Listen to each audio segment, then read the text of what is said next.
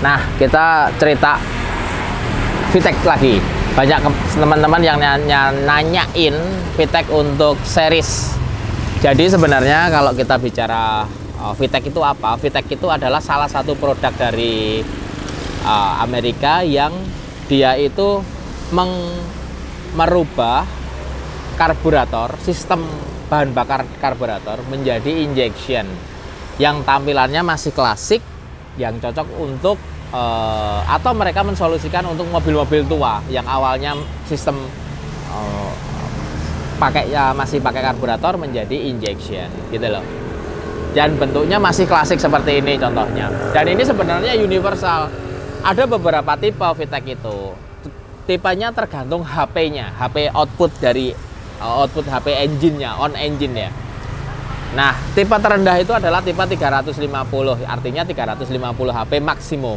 Jadi, contohnya ini tipe terendahnya dia. Dan VTEC ini sudah generasi ketiga, jadi udah paling sempurna lah dari yang sebelum-sebelumnya. Harganya VTEC itu berapa? HP Indonesia itu kita jual harga unitnya itu 24 jutaan lah kira-kira. Itu dapatnya apa ya? Dapat VTEC ini set sama klasternya untuk setup. Nah, di setup bisa untuk mulai dari 2 silinder sampai 8 silinder. Mulai dari maksimum sampai dengan support sampai dengan mesin 350 HP. Jadi dipasang di mesin V8 konvensional 350, dipasang di mesin V8-nya Landy, dipasang di mesin kecil kayak mesin Landy series ini, itu Jimny itu nggak problem, mereka dia support gitu loh.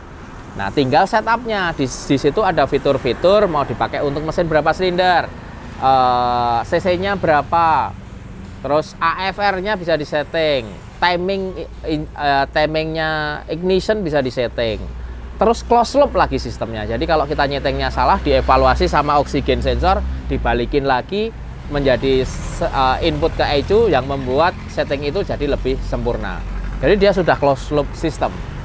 Enaknya si VTEC ini adapter bawahnya yang nempel ke intake manifold itu yang tube barrel. Jadi tinggal kita bikin adapter to manifold apa. Contohnya ini kalau ke series ya, adapter bawahnya ini coba kita lihat. Ini adapter bawahnya sini, ini kita bikin custom supaya masuk ke intake manifoldnya series. Terus hati-hati si teflonnya ini, kevlarnya ini jangan sampai dicopot. Jadi dia yang menahan panas dari manifold ke VTEC karena ECU-nya ada di sini. ECU-nya ada di dalam sini, di samping sini ECU-nya. VTEC ada di samping sini. Ini adalah TPS-nya, itu adalah map sensornya. Nah, sekarang alat-alat itu bisa dicopot, diganti atau diganti-ganti. Terus ini sudah ada full pressure regulator integrated. Jadi full pressure regulatornya sudah integrated. Tinggal kita pasang fuel line-nya pakai braided hose gini. Terus filter sama bracket, udah.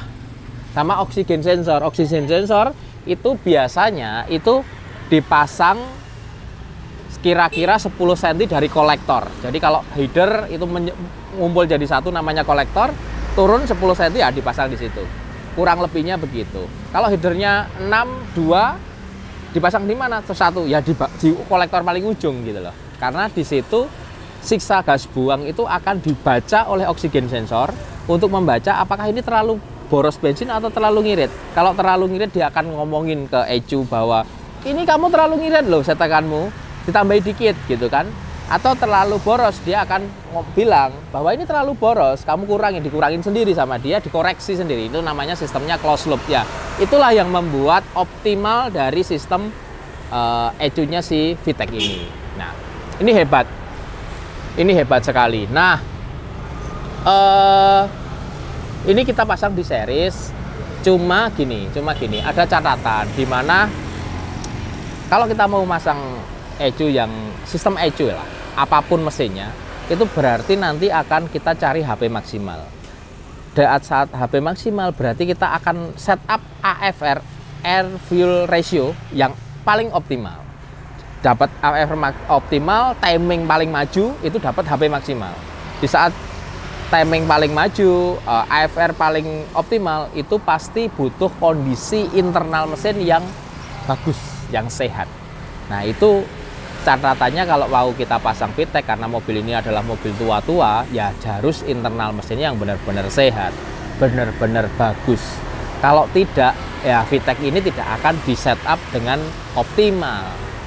Kalau semua optimal, pasti lebih ngirit, pasti lebih bertenaga gitu dibanding karburator. Karena karburator itu kita akan setup AFR atau jumlah bahan bakar untuk kebutuhan mobil harian gini per RPM itu nggak bisa karena pakai spuyer. Jadi dia pasti akan geser-gesernya banyak. Timing juga tidak bisa kita majuin optimal per derajat karena tidak bisa kita nyeting per derajat, susah. Tapi kalau dengan validasi angka itu kita bisa majuin dikit sampai di kondisi paling optimal. Nah, itulah sistem kerja yang dilakukan oleh VTEC gitu. Nah, prinsipnya adalah mesinnya harus sehat, satu. Yang kedua, tangki bahan bakar. Tangki bahan bakar itu harus benar-benar bersih. Kalau enggak masuk ke sini, bahan bakarnya masuk ke sini, repot nanti bersihnya. Nah, itu beberapa kali kasus macet gara-gara tangkinya karatnya masuk ke dalam VTEC. Harus kita bersihin dulu lagi. Terus yang ketiga itu input voltage atau voltase yang untuk input ECU itu harus stabil. Kira-kira 12,5 volt lah. Maksimal itu di 13,8. Paling rendah itu 10,8. Itu paling rendah. Di bawah itu pasti mogok. Gitu. Jadi hati-hati sekali karena ini mobil tua, sekali lagi mobil tua. Jadi sebelum kita pasang VTEC itu voltage harus stabil, bahan bakar harus bagus, mesin harus sehat. Pasti hasilnya optimal. Kita coba. Adalah layar VTEC. Kalau kita mau nyalain, kita kontak dulu. Oh sorry, cut off. Oke, kita kontak dulu. VTEC-nya biar learning dulu. Seperti ECU pada umumnya, dia biar nyala dulu, learning. Kalau sudah learning gini, kita starter. Nah, langsung nyala kan? Kita lihat dashboardnya. Ini ada RPM, ada map, ada vakum, ada temperatur, ada AFR, target AFR, ada AFR dan target AFR itu salah satu parameter bahwa ECU-nya dia itu adalah closed loop gitu. Udah, stasionernya di 850 RPM. Coba kita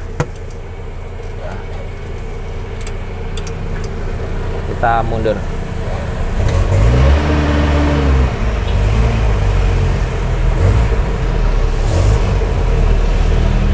Ini posisi kita coba pertama, mesin masih dingin.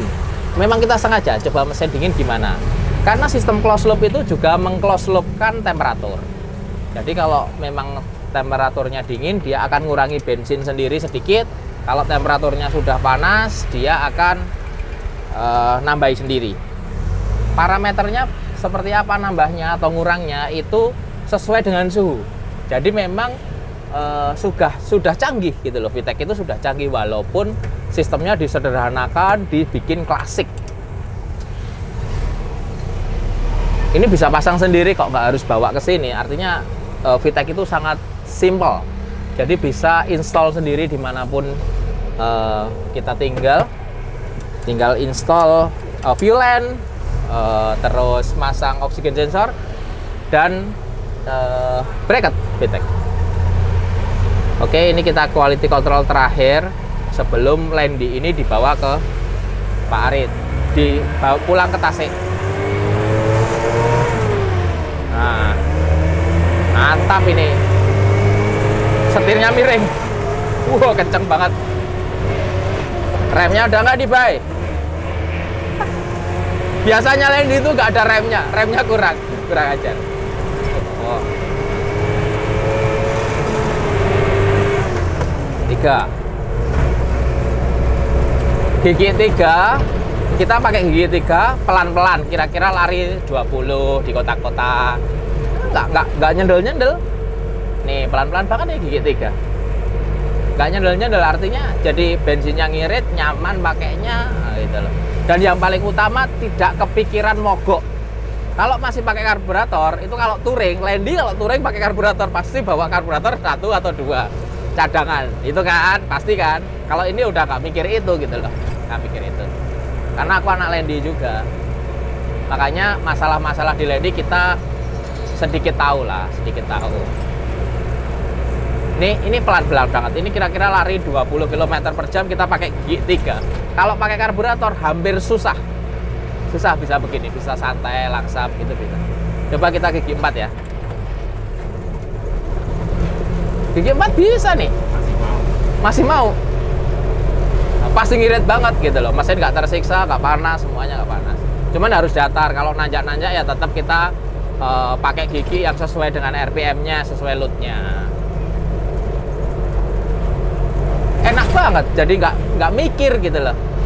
Kuncinya satu, jangan sampai tangki bahan bakar kotor masuk, mogok juga kalau gitu, tetap mogok kalau kotoran masuk. Nah ini asik banget ini sedikit nanjak lah. Kita pakai gigi 4 pelan-pelan.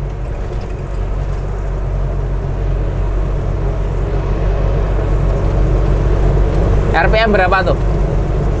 1400. RPM 1400, kita lari 30-40 km per jam lah. Nanjak.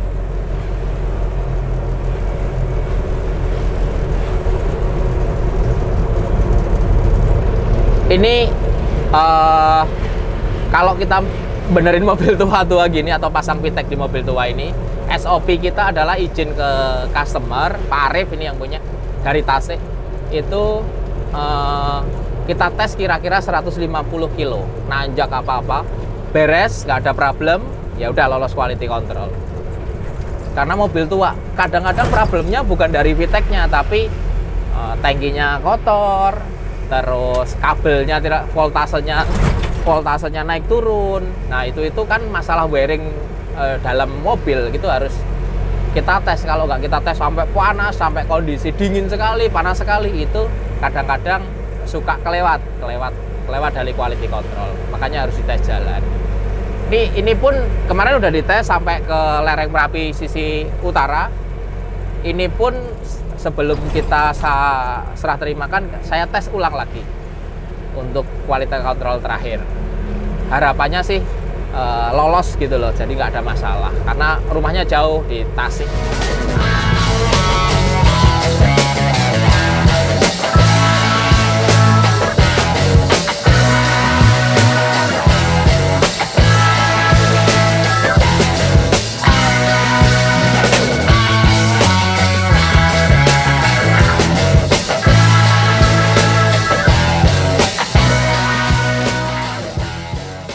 Terima kasih ya Pak Arit dari Tasik yang sudah mempercayakan Lamban Grid untuk masang VTEC di mobil kesayangan beliau. Salah satu mobil kesayangan beliau.